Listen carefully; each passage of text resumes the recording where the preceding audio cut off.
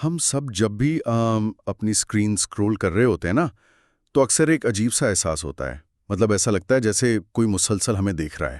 بالکل، ایک پوشیدہ نظر جو ہر وقت ہم پر جمی ہوئی ہے۔ ہاں، اور مثال کے طور پر کوئی شخص اپنے کسی دوست سے نئی گاڑی خریدنے کی بات کرتا ہے، یا پھر انسٹاگرام پر جوتوں کی کسی تصویر پر معمول سے تھوڑا سا زیادہ رک جاتا ہے، اور پھر اچانک کیا ہوتا ہے؟ پوری کی پوری سوشل میڈیا فیڈ اسی طرح کی گاڑیوں یا جوتوں کے اشتہارات سے بھر جاتی ہے۔ بالکل ایسا ہی ہوتا ہے. اب بظاہر تو یہ کوئی جادو لگتا ہے، یا شاید کوئی بہت بڑا اتفاق، لیکن در حقیقت یہ نہ تو کوئی جادو ہے اور نہ ہی اتفاق. صحیح کہہ رہے ہیں آپ، یہ دراصل ایک انتہائی منظم اور غیر مرئی طاقت ہے جو پس منظر میں کام کر رہی ہے۔ بالکل، ایک ایسا پوشیدہ ڈیجیٹل نظام جو ہماری ہر پوسٹ، ہر تصویر اور ہم ہر کلک کو مانیٹر کر رہا ہے. اور آج کے اس تفصیلی جائزے میں ہم اسی طاقت کو سمجھیں گے جسے دنیا آرٹیفیشل انٹیلیجنس یا اے آئی کہتی ہے. اور یہ واقعی آج کے دور کا سب سے پراسرار اور اہم موضوع ہے، کیونکہ اب بات صرف تاروں یا کمپیوٹر کوڈنگ تک محدود نہیں رہی۔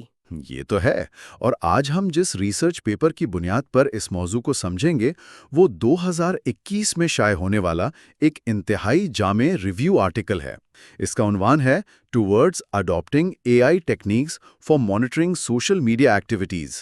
یعنی آسان الفاظ میں یہ مقالہ حال ہی میں کی گئی بہت سی مختلف ریسرچز کا ایک تنقیدی جائزہ پیش کرتا ہے۔ جی بالکل، اور اس تفصیلی جائزے کا بنیادی مقصد بھی یہی ہے کہ ہم یہ سمجھ سکیں کہ کس طرح تنظیمیں اور عام افراد اپنے ڈیٹا کی پرائیویسی بچانے اور دوسری طرف مارکیٹنگ میں بے پناہ منافع کمانے کے لیے اس اے آئی پر انحصار کر رہے ہیں. تو چلیں اس بات کو تھوڑا کھولتے ہیں. یہ سائنسی مقالہ ہمیں بتاتا کیا ہے کہ مشینیں انسانوں کو کنٹرول کیسے کر رہی ہیں؟ یہاں جو بات سب سے زیادہ حیران کن ہے وہ یہ ہے کہ ہم عموماً جب بھی مشینوں کا تصور کرتے ہیں نا، تو ذہن میں کوئی کیلکولیٹر یا روبوٹ آتا ہے جو صرف ہدایات پر عمل کرتا ہے۔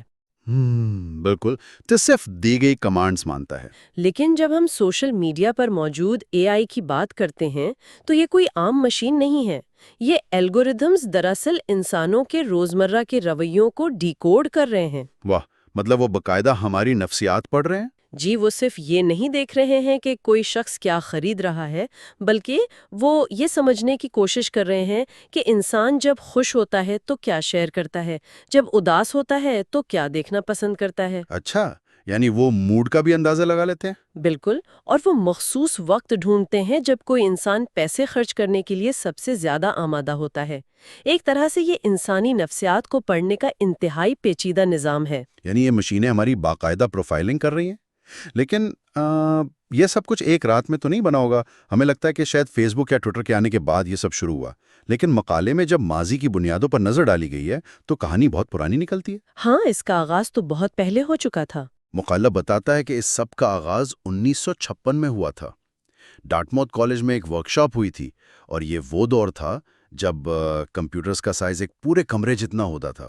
اور ان کی میموری تو آج کے سستے ترین سمارٹ فون کے 1000ویں حصے کے برابر بھی نہیں تھی۔ بالکل، اور اس ورکشاپ میں جان میکارتھی، مارون منسکی اور کلاڈ شینن جیسے سائنسدانوں نے 2 ماہ تک اس تصور پر کام کیا. دراصل وہ 2 ماہ کی ورکشاپ محض ایک میٹنگ نہیں تھی، بلکہ وہ تاریخ کا ایک ایسا موڑ تھا جس نے آج کے ڈیجیٹل دور کی بنیاد رکھی۔ اسی ورکشاپ میں سائمن اور نیول نامی سائنسدانوں نے ایک پروگرام پیش کیا تھا جس کا نام لاجک تھیورسٹ تھا۔ اور یہ پروگرام اتنا خاص کیوں تھا؟ سائمن نے اس وقت دعویٰ کیا تھا کہ انہوں نے ایک ایسا پروگرام ایجاد کیا ہے جو غیر ڈیجیٹل شکل میں سوچنے کی صلاحیت رکھتا ہے۔ ایک منٹ، غیر ڈیجیٹل شکل میں سوچنے کا مطلب؟ مطلب یہ کہ وہ پروگرام محض ریاضی کے سوالات حل نہیں کر رہا تھا، 2+2=4 نہیں کر رہا تھا، بلکہ وہ انسانوں کی طرح پیچیدہ مسائل کو منطق کے ذریعے حل کرنے کی کوشش کر رہا تھا۔ واہ، یعنی وہ انسانی دماغ کی نقل اتار رہا تھا۔ بالکل، اور وہیں پر پہلی بار جان میکارتھی نے اس پوری سائنس کو آرٹیفیشل انٹیلیجنس کا نام دیا تھا۔ ان کا مقصد ایک ایسی فیلڈ بنانا تھا جو انسانوں کی طرح آزادانہ فیصلے کر سکیں۔ صحیح۔ اب ذرا 1956 کے ان بڑے کمپیوٹر سے نکل کر آج کے جدید کنٹرول روم میں آئیں۔ آج وہی سوچنے والی مشینیں ہمارے سوشل میڈیا کو چلا رہی ہیں۔ مقالے کی تفصیل پڑھ کر میں حیران رہ گیا۔ ہاں، آج کل کی ایپس جو کچھ کر رہی ہیں وہ واقعی حیران کن ہے۔ جیسے فیس بک فیشل ریکگنیشن یعنی چہرے کی شناخت کا استعمال کر رہا ہے تاکہ مارکیٹنگ ٹارگٹ کی جا سکے، اور انسٹاگرام تصویروں کے اندر موجود مناظر کو پہچاننے کے لیے AI استعمال کر رہا ہے۔ اور سب سے دلچسپ تو لنکڈ کا طریقہ کار ہے۔ بالکل، ایک پروفیشنل ایپ ہو کر یہ بے روزگار افراد کی پروفائل کا تجزیہ کر کے بالکل ان کی ضرورت کے مطابق نوکریاں تجویز کر رہی ہے۔ لیکن یہ کیسے ممکن ہے کہ لنکڈ کو معلوم ہو جائے کہ کون نوکری ڈھونڈ رہا ہے؟ یہ سب ڈیٹا کی کڑیاں ملانے کا کمال ہے۔ مشین پیٹرنز کو دیکھتی ہے، وہ صرف ڈگری نہیں دیکھتی بلکہ یہ نوٹ کرتی ہے کہ ایک شخص پچھلے کچھ عرصے سے کن کمپنیوں کے پیجز وزٹ کر رہا ہے۔ اچھا، یعنی اس کی خاموش سرگرمیاں بھی مانیٹر ہو رہی ہیں؟ جی، کن لوگوں سے رابطہ بڑھا رہا ہے، اس کی موجودہ کمپنی کی مالی حالت کیسی ہے، سب کچھ۔ ان تمام پوائنٹس کو ملا کر مشین اندازہ لگا لیتی ہے کہ یہ شخص خاموشی سے نوکری ڈھونڈ رہا ہے۔ اس کا مطلب ہے کہ یہ AI سوشل میڈیا کے اس وشال سپر مارکیٹ کا ایک ایسا پوشیدہ مینیجر ہے جو نہ صرف جانتا ہے کہ ہم کس شیلف کی طرف دیکھ رہے ہیں بلکہ یہ بھی جانتا ہے کہ ہمارے ذہن میں کیا چل رہا ہے۔ یہ سپر مارکیٹ والے مینیجر کی تشبیہ بہت شاندار ہے اور یہ بالکل ایسے ہی کام کرتا ہے۔ لیکن یہاں مقالے نے ایک اور پہلو پر زور دیا ہے جسے ہم اکثر نظر انداز کر دیتے ہیں۔ وہ کیا؟ اس مینیجر کا کام صرف چیزیں بیچنا نہیں ہے۔ مقالے میں پرائیویسی کے حوالے سے بہت دلچسپ تضاد پیش کیا گیا ہے۔ ہم سوچتے ہیں کہ سوشل میڈیا ہماری جاسوسی کر رہا ہے تو پرائیویسی تو ختم ہو گئی، لیکن یہی پوشیدہ نظام دراصل پرائیویسی کو محفوظ بنانے کا سب سے بڑا ہتھیار بھی ہے۔ ایک منٹ، وہ کیسے؟ مطلب ایک طرف جاسوسی اور دوسری طرف پرائیویسی کی حفاظت، یہ تو بالکل متضاد باتیں ہیں۔ بظاہر ایسا ہی لگتا ہے، لیکن دیکھیں، AI کروڑوں لاگ انز کو ایک سیکنڈ میں مانیٹر کر رہا ہے، وہ معمول کے رویوں کو جانتا ہے۔ صحیح۔ اب اگر کوئی ہیکر حملہ کرتا ہے یا کوئی شخص ایسی جگہ سے لاگ ان کرتا ہے جو اس کے معمول سے ہٹ کر ہے تو مشین فوراً پہچان لیتی ہے۔ وہ کسی انسان کے جاگنے کا انتظار نہیں کرتی، مائکرو سیکنڈز میں خطرے کو بلاک کر دیتی ہے۔ واہ، یعنی یہ ٹیکنالوجی بے وقت ایک زبردست سیلزمین بھی ہے اور ایک انتہائی چوکنا سیکیورٹی گارڈ بھی۔ بالکل ایسا ہی ہے۔ اب اگر یہ نظام اتنا زبردست ہے کہ سیکیورٹی گارڈ کا کام بھی کرتا ہے تو لازمی بات ہے کہ مارکیٹ میں کمپنیاں اس کے لیے منہ مانگی قیمت دینے کو تیار ہوں گی۔ مقالے کے اعداد و شمار واقعی ہوش اڑا دینے والے ہیں۔ جی، وہ اعداد و شمار تو پورے بزنس ماڈل کی کہانی سناتے ہیں۔ مقالہ بتاتا ہے کہ جو کمپنیاں سوشل میڈیا مارکیٹنگ کے لیے AI استعمال کرتی ہیں وہ دوسری کمپنیوں کے مقابلے میں 3 گنا زیادہ فائدہ اٹھاتی ہیں، مطلب 3 گنا منافع۔ بالکل، اور یہ محض اندازے نہیں، مستند اعداد و شمار ہیں۔ اس ٹیکنالوجی سے کمپنیوں کے مجموعی منافع میں 10% تک کا واضح اضافہ ہوا ہے۔ اور حیرت کی بات یہ ہے کہ منافع بڑھتا ہے لیکن روزمرہ کے اخراجات میں نمایاں کمی آ جاتی ہے۔ صحیح، اور مجھے اس میں میکنزی کمپنی کے ریسرچ کا حوالہ بہت دلچسپ لگا۔ اس کے مطابق مارکیٹنگ، سیلز اور پروڈکٹ کے شعبوں میں منافع میں 40 سے 80% تک کا ڈرامائی اضافہ دیکھا گیا ہے۔ اور اسی فیصد کوئی معمولی بات نہیں ہے۔ بالکل نہیں، اور صرف سیلز نہیں بلکہ HR اور سروس آپریشنز میں بھی 6 سے 10% بہتری آئی ہے۔ لیکن سوال یہ ہے کہ یہ سب اتنے بڑے پیمانے پر ہو کیسے رہا ہے؟ اس سب کے پیچھے جدید مانیٹرنگ پلیٹ فارمز ہیں۔ مقالے میں ایک خاص ٹیکنالوجی کا ذکر ہے جسے SIA مانیٹرنگ پلیٹ فارم کہا جاتا ہے۔ یہ SIA کیا کرتا ہے؟ آپ اسے سوشل میڈیا کا ایک بہت بڑا ڈیجیٹل کان سمجھ لیں۔ یہ بے وقت کروڑوں لوگوں کی باتیں سن سکتا ہے۔ یہ برانڈز کو سہولت دیتا ہے کہ وہ انٹرنیٹ کے شور میں سے اپنے کام کی بات نکال سکیں۔ مطلب اگر گاہک کوئی منفی بات کر رہے ہیں تو وہ اسے پکڑ لیتا ہے؟ بالکل، اگر کسی برانڈ کے خلاف کوئی منفی گفتگو شروع ہو تو یہ AII اسے وائرل ہونے سے پہلے ہی پکڑ لیتا ہے اور مسابقتی برانڈز کی جاسوسی کر کے کمپنیوں کو سب سے آگے رکھتا ہے۔ یہاں بات واقعی بہت دلچسپ ہو جاتی ہے۔ تو اس کا مطلب یہ ہے کہ اگر میں ٹویٹر پر غصے میں آ کر لکھ دوں کہ میری فلائٹ 3 گھنٹے لیٹ ہے تو کہیں کوئی مشین یہ حساب لگا رہی ہے کہ میرے فالوورز کی وجہ سے ایئر لائن کو کتنا خطرہ ہے؟ آپ نے بالکل صحیح پکڑا۔ وہ مشین صرف جملہ نہیں پڑھ رہی، وہ غصے کی شدت اور ری ٹویٹ ہونے کے امکانات کا حساب لگا رہی ہے۔ کمال ہے۔ اور اگر خطرہ بڑا ہو تو مشین فوراً کسٹمر سروس کو الرٹ بھیجے گی تاکہ وہ آپ کا غصہ ٹھنڈا کر سکیں۔ یہ تو واقعی لاجواب حد تک تیز ہے۔ لیکن مقالے میں ایک اور بات بھی ہے جس پر میں رک کر سوچنے پر مجبور ہو گیا۔ جب لوگ تصویریں شیئر کرتے ہیں تو اے آئی ان سے کی ورڈز نکال کر خریداری کے ارادوں کا اندازہ لگاتا ہے۔ یہ تو باقاعدہ جاسوسی نہیں ہو گئی؟ اگر ہم اسے بڑی تصویر کے ساتھ جوڑیں تو یہ سب مسابقتی برتری حاصل کرنے کا کھیل ہے۔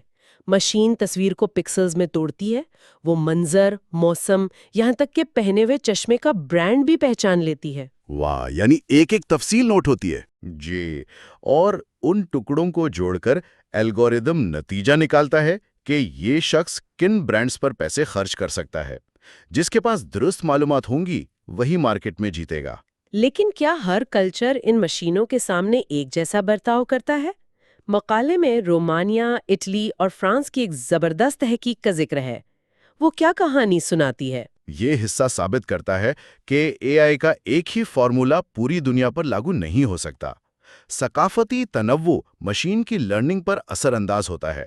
رومانیہ میں ڈیپ لرننگ کو تصویروں کے ذریعے پروڈکٹ کے مقامات جانچنے کے لیے استعمال کیا گیا۔ اچھا، رومانیہ میں لوکیشن اہم تھی، اور فرانس میں؟ وہاں تو بات جذبات کی آ جاتی ہوگی۔ بالکل، فرانس میں یہی نظام صارفین کے جذبات کا تجزیہ یعنی سینٹیمنٹ انالیسس کر رہا تھا۔ مشین فرانسیسی زبان، جملوں کی بناوٹ اور ایموجیز کو پڑھ کر اندازہ لگاتی ہے کہ صارف خوش ہے یا ناراض ہے۔ اور اٹلی کا کیا ڈیٹا تھا؟ اٹلی میں اس کا بنیادی مقصد سامعین کی درجہ بندی کرنا تھا کہ کون سا طبقہ کس چیز میں دلچسپی رکھتا ہے، یعنی اے آئی مقامی ثقافت کے حساب سے خود کو ڈھال لیتا ہے۔ یہ کمال کی بات ہے، اور اسی لیے اس کا استعمال صرف جوتے بیچنے تک محدود نہیں ہے۔ اے آئی کو بحرانوں کے انتظام میں بھی استعمال کیا جا رہا ہے۔ جیسے زلزلہ آ جائے تو سوشل میڈیا پر ڈیٹا کا سیلاب آ جاتا ہے۔ بالکل، ہر طرف سے مدد کی اپیلیں اور ویڈیوز آ رہی ہوتی ہیں۔ تو مشین اس شور میں سے پیش گئی معلومات نکال کر ایمرجنسی سروسز کو بتا سکتی ہے کہ کس گلی میں ایمبولینس کی فوری ضرورت ہے۔ انسان ایسی صورتحال میں گھبرا جاتا ہے، لیکن مشین بغیر جذبات کے تیزی سے ڈیٹا پروسیس کرتی ہے۔ لیکن اسی کے ساتھ مقالے نے ایک بہت سنجیدہ بات بھی اٹھائی ہے۔ جی، وہ تجرباتی تحقیق والی بات نا؟ ہاں، مقالے میں ذکر ہے کہ انسانوں کے سوشل میڈیا کے رویوں کا ڈیٹا استعمال کر کے مشین کو اخلاقی رویے یعنی ایتھیکل بیہیویئر سکھانے کی کوشش کی جا رہی ہے تاکہ مستقبل کے اے آئی سسٹمز کی طرز حکمرانی بہتر ہو سکے۔ تو اس سب کا آخر مطلب کیا ہے؟ میں یہاں تھوڑا سا رک کر سوال اٹھاؤں گا۔ ہم مشین کو اخلاقیات سکھا رہے ہیں ان انسانوں کے ڈیٹا سے جو سوشل میڈیا پر موجود ہیں؟ ہم سب جانتے ہیں کہ سوشل میڈیا پر تو جھوٹ، غصہ اور نفرت بھری پڑی ہے۔ یہ تو ہے۔ تو کیا ہم اپنی انسانی خامیاں اور تعصبات مشین میں فیڈ نہیں کر رہے؟ اس سے ایک اہم سوال پیدا ہوتا ہے، اور محققین بھی اس خطرے کو سمجھتے ہیں۔ اگر مشین کا استاد ایک متعصب معاشرہ ہوگا تو مشین بھی متعصب بنے گی۔ بالکل، پھر تو وہ تباہی مچا دے گی۔ اسی لیے تحقیق زور دیتی ہے کہ محتاط سیلف لرننگ کے ذریعے اخلاقی مسائل حل کرنے کی ضرورت ہے، اور سوشل میڈیا کمپنیوں کے لیے پرائیویسی کے قوانین پر عمل درآمد لازمی ہے۔ اور میرے خیال میں یہی ہمیں آج کے اس تفصیلی جائزے کے اہم نکات کو سمیٹنا چاہیے۔ آج ہم نے سمجھا کہ اے آئی محض ایک ٹیکنالوجی نہیں بلکہ ڈیجیٹل محافظ بھی ہے جو سیکیورٹی خطرات پکڑتا ہے اور کمپنیوں کے منافع میں زبردست اضافہ کرتا ہے۔ جی، اور یہ مختلف ثقافتوں کو ڈیکوڈ کرتا ہے اور مارکیٹنگ کا انداز بدل چکا ہے۔ اس ماخذ کی سب سے پرزور سفارش یہی ہے کہ کمپنیوں کی وابستگی پرائیویسی برقرار رکھنے کے لیے انتہائی ضروری ہے۔ بالکل، آج کی گفتگو نے کئی دریچے کھولے ہیں، لیکن اس تفصیلی جائزے کے اختتام پر ایک فکر انگیز خیال چھوڑنا چاہوں گا۔ ہمیں بتایا گیا ہے کہ مستقبل کے اے آئی کو انسانوں کے سوشل میڈیا ڈیٹا سے اخلاقیات سکھائی جا رہی ہیں، لیکن ذرا سوچئے، انٹرنیٹ پر موجود غصہ اور ٹرولز اگر اس نئی ذہانت کی درسی کتاب ہیں تو ہم کس قسم کا اخلاقی نظام تخلیق کر رہے ہیں؟ کیا ہم واقعی مشین کو انسان بنا رہے ہیں یا مشین ہمیں ہمارا ہی سب سے بھیانک عکس دکھانے والی ہے؟ اس پر ضرور غور کیجیے گا۔